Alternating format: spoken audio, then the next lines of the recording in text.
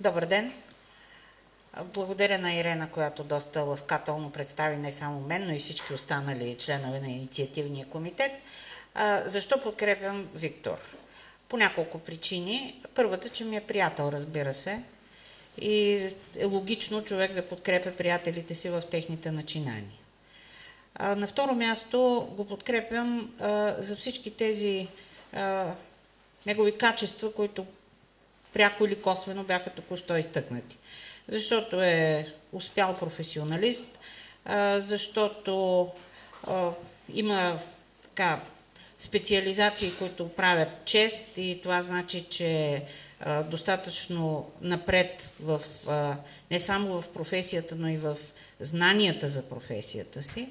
Но за мен е най-съществената причина, поради която би следвало да го подкрепя, е това, че ние имаме възможност да издигнем кандидатурата на независим кандидат. Тоест на човек, който не зависи от една политическа партия. Човек, който ще отговаря той лично пред тези, които са го избрали, и няма да се крие зад гърба на политическата сила, която го е представила и лансирала. Нещо повече, на мене ми се струва, че ако има нещо, което може да се нарече промяна, това е промяната.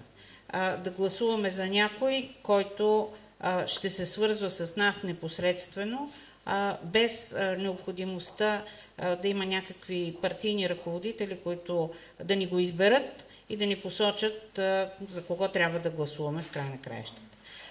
Лично аз смятам, че това е, може би, най-сериозното основание, поради което трябва да го подкрепим.